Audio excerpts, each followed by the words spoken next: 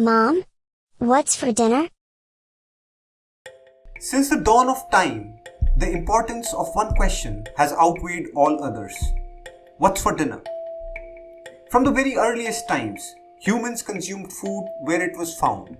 Families and villages made or caught what they used. They were self-sufficient, so there was little need for packaging goods, either for storage or transportation.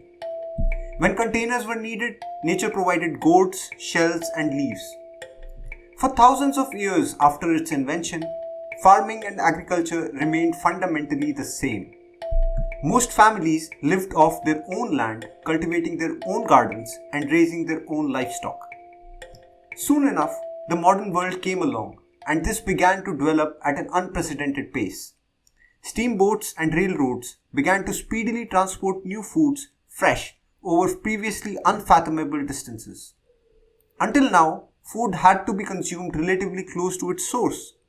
Steam-driven transportation revolutionized the global distribution of food.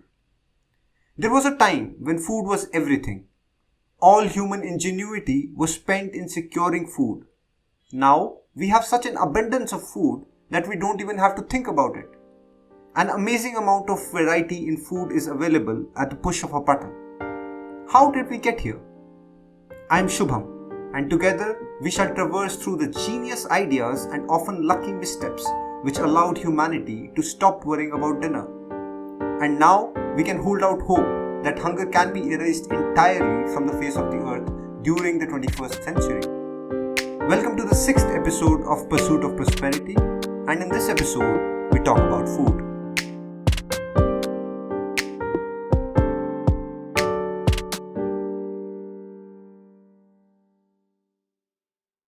The evolution of food has been amazing. The kind of food we consume today is quite different from that of our ancestors. So Jishnu, how did it all start? From the wind-chill tundras of the Arctic to the dry dunes of the Sahara, all the way to the deepest rainforests of the Amazon, Mother Nature has allowed humans to survive and thrive.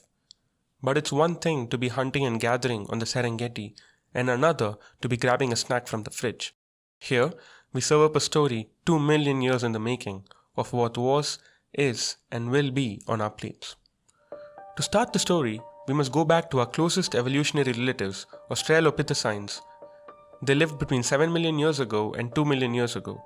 They were, at the simplest kind of level, like chimpanzees that stood upright. That is to say, they walked on their hind legs. They were about the size of chimpanzees as well. They had big jaws and big teeth, and they needed these big teeth to match the low-quality, high-fiber food that they were eating. They needed a big mouth to put it all into it. To get something like 2000 calories a day, they had to spend about 6 hours a day just chewing. Literally just moving their jaws up and down, processing this bulky, low-energy food, just chewing. It's a lot of work to digest the hard vegetation. They had a longer large intestine and colon. But humans today don't have to work so hard when we compare ourselves with our closest evolutionary relative.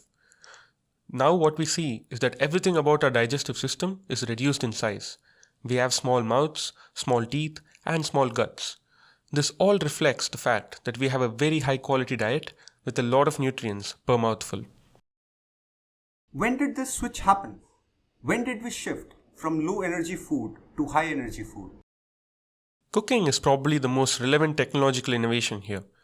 So lightning strikes, there's raging forest fires, there's volcanic eruptions. These fiery forces of nature must have been terrifying for our ancient ancestors. But there were some daredevils amongst us. Daring foragers must have discovered that tough tubers and flesh of animals tasted far better when they had been touched by fire. Some enlightening evidence of humanity's early relationship with fire has emerged in the deep recesses of South Africa's Wonderwerk cave. We can see that with the controlled use of fire, we first began to cook our food. This act of transformation had revolutionary effects on our sustenance. So basically, heat jiggles the molecules in the food and breaks them apart. And then that's nice because when you cook, you're saving yourself a lot of the energy that otherwise the body would be using to digest the raw food. So we get a bonus from how much of the food can be digested, and we also get a bonus from saving ourselves the cost of digesting the food, thanks to cooking. We had a newfound surplus of energy which went straight to our heads, quite literally. Since we were not using that energy for our digestive system, we ended up evolving a bigger brain. Humans, in fact, have the largest brain in relationship to the body weight of any primate. For the average person, about a quarter of all the food calories you eat goes to fueling your brain. So this is an organ that is only a 40th of your body weight, but it's consuming a quarter of your energy. So it's incredibly hungry and expensive to fuel the brain all the time.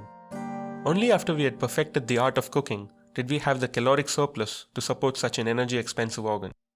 So cooking as a technology is what unlocked surplus energy which could now be used for more complicated cognitive tasks like language and whatever else you do with a big brain.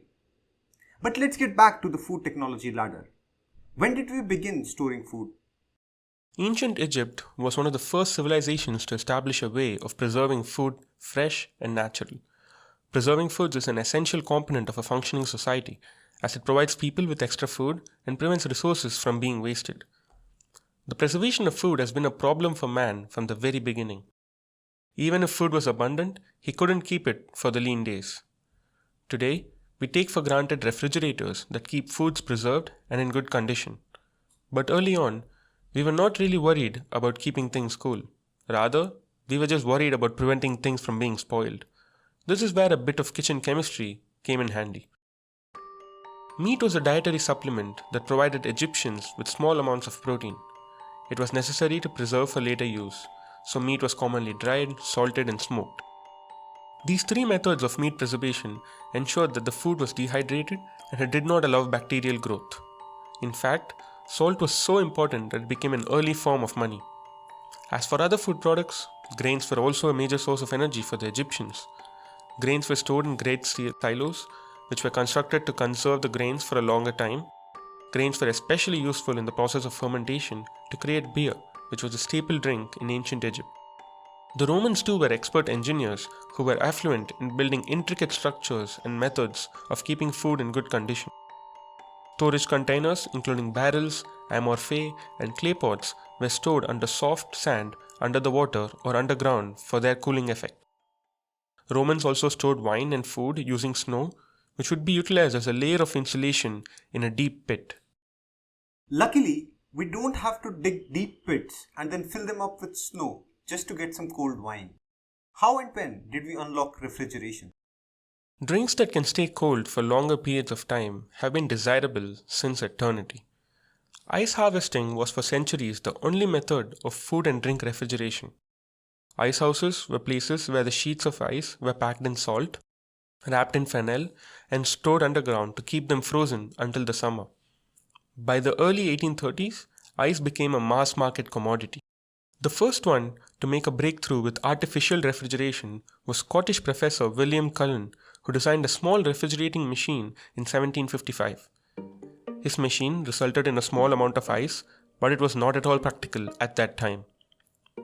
But the refrigerator was only patented in 1899 by an American inventor named Albert T. Marshall.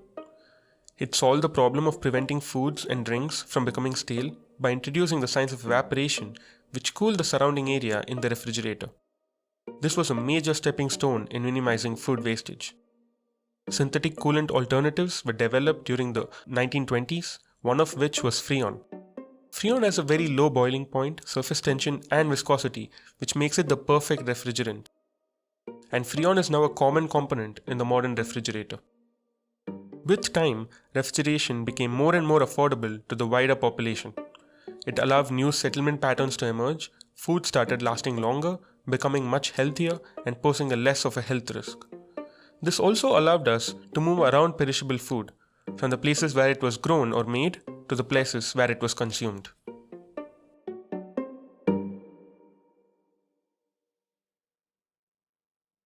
Having a few humans produce extra food for all of us is quite convenient. It allows the rest of the society to not worry about food and spend their time doing other things, like listening to this podcast, for example. To feed our whole population, we have to move around a ton of food. And to move it, we must first package it. So Nikhil, how did we start doing that?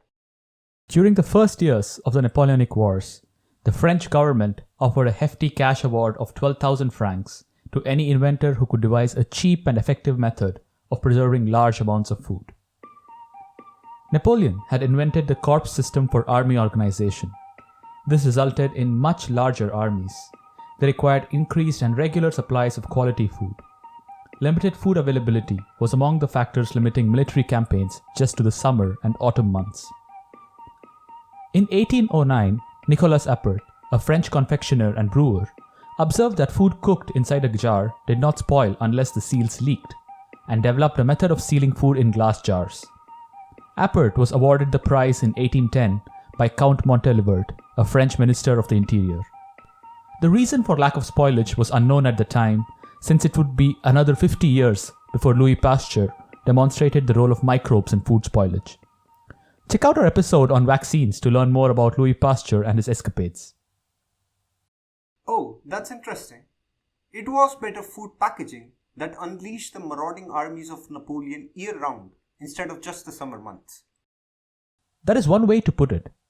While canned food might have started out in the military during the mid-19th century, it became a status symbol among the middle-class households in Europe, being something of a frivolous novelty.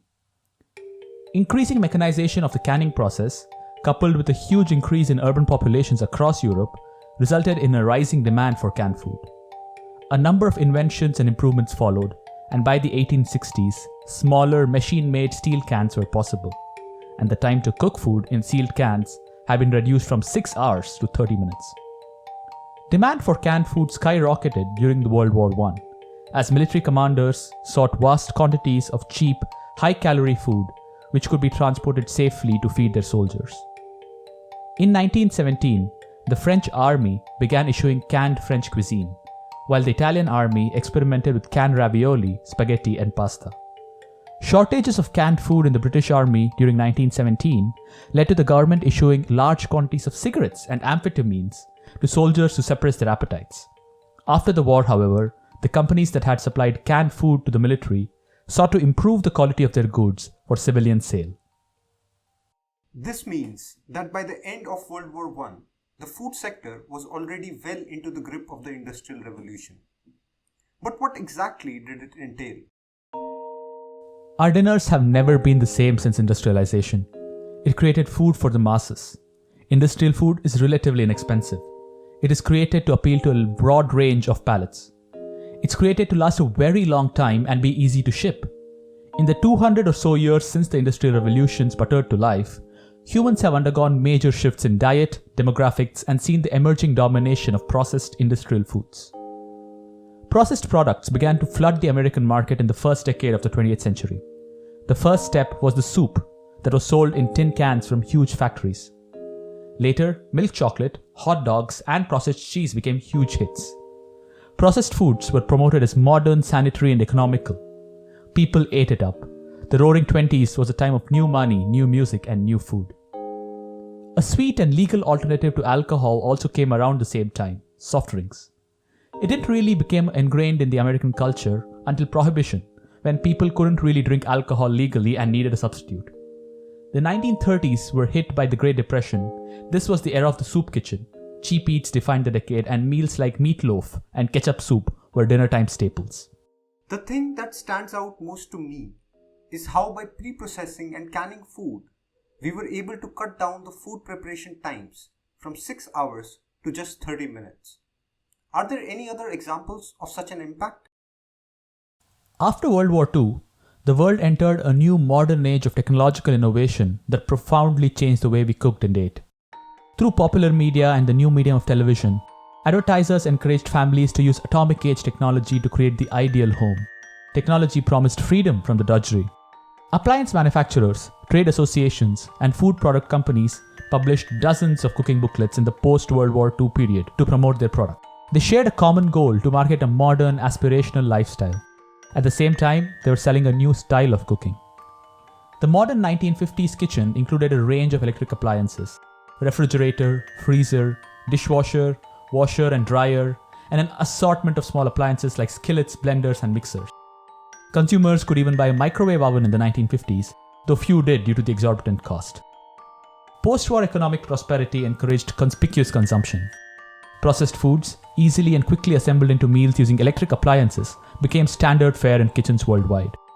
Grocery bills went up as families happily purchased more and more convenience foods. Food company marketing materials assured that their products were both high quality and healthy.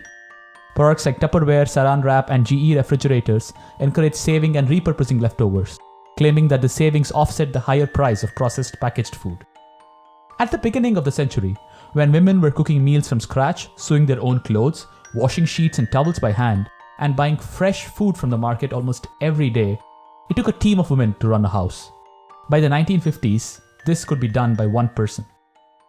Further improvements in shelf life, food storage and transportation came with the invention of the Tetra Pak, the packaging that's now commonly seen in supermarket shelves with dairy products and other perishables.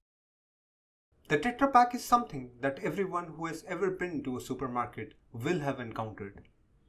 So Arnav, what is the story behind it?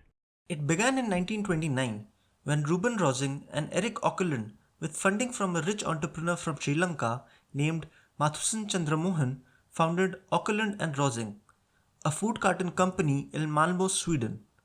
During his time in New York, where he earned a master's degree after studying economics in Stockholm, Reuben Rosing had seen the world's first self-service stores and had realized that pre-packaging was part of the future in food retailing as a more hygienic and practical way of distributing staples.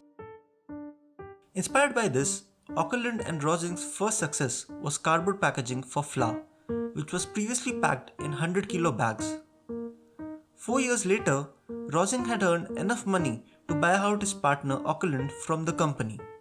The company quickly became one of the world's leading packaging groups, benefiting not least from rationing during the war years, which required small packaging for flour, sugar, and other dry goods.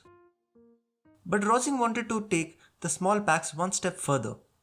The idea of packing milk in cardboard boxes instead of heavy bottles did not let him go, and in 1943, Auckland and Rosing began development work.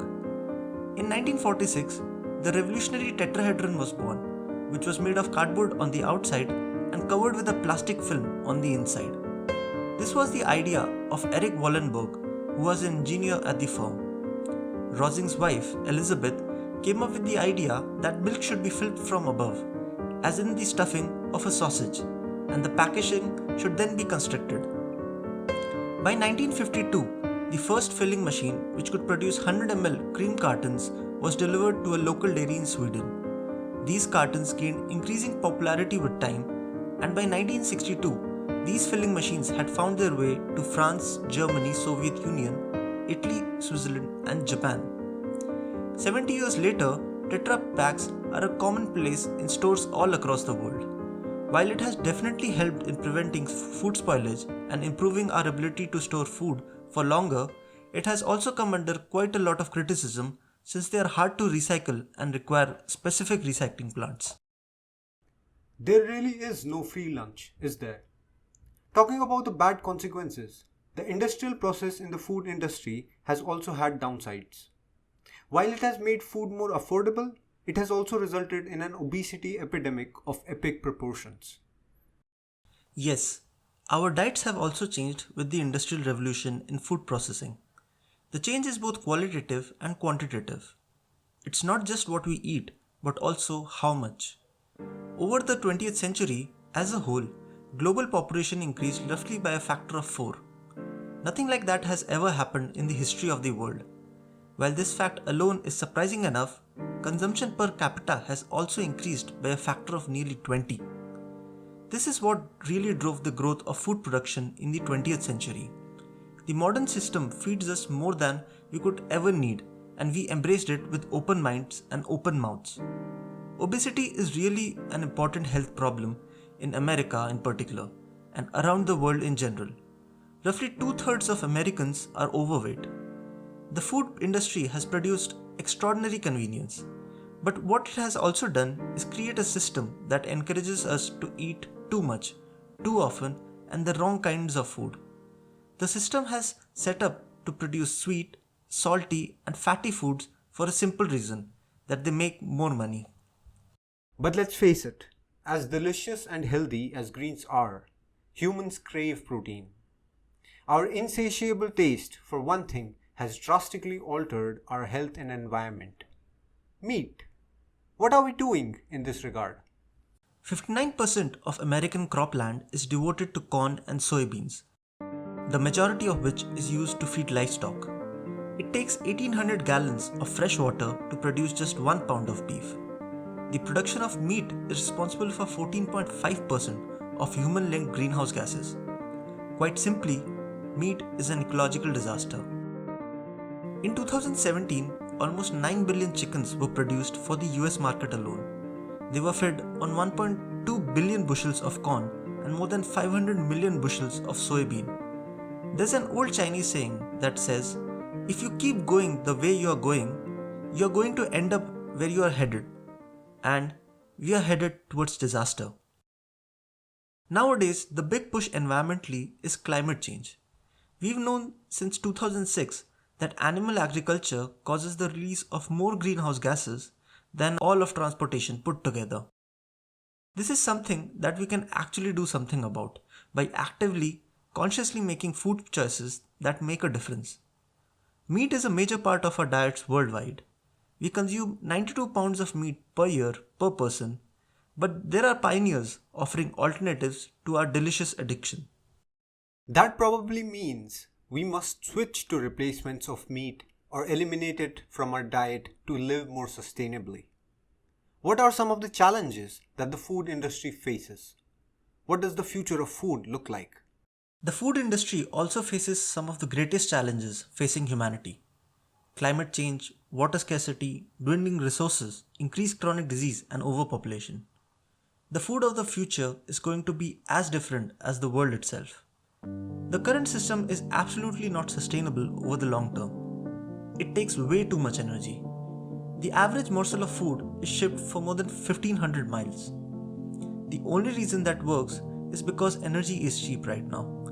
You can't continue to deplete the commons faster than they are being replenished. Over time, water will run out, soil will run out, and other chemicals will run out. 95% of the food we eat actually comes from 30 species. 60% of calorie intakes come from 3 plants, from rice, wheat, and maize. This makes us extremely vulnerable. We have a desperate need to develop a food system that is more sustainable and more resilient. We need to breed plants that can stand higher temperature and higher salinity in the soil. We know that the plants that we are growing today take far too much water, so we need to develop plants that can give us good yields with lesser amounts of water. We know we will have to fight new pests and new diseases as a consequence of climate change, and we of course always need to be concerned about the nutritional value and taste. All of these things can be managed if we are wise enough to safeguard the crop diversity that we have today, because one of them might have the traits that we need today or tomorrow or in 50 years or in 200 years to develop plants that can stand new environments as we blast into a 21st century life with complex challenges. Food diversity is one of humanity's most potent weapons in the fight against hunger.